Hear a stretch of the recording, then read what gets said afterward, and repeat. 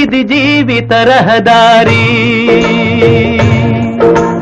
ఓ బాటసారి, ఇది జీవిత రహదారి. ఎంత దూరమో ఏది అంతమో ఎవరు ఎరుగని దారి ఇది, ఒకరికి సొంతం కాదు ఇది.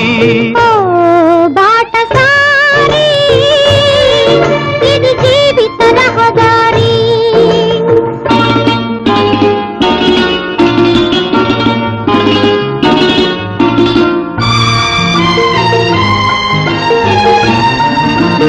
ఎవరు ఎవరికి తోడవుతారో, ఎప్పుడెందుకు విడిపోతారో,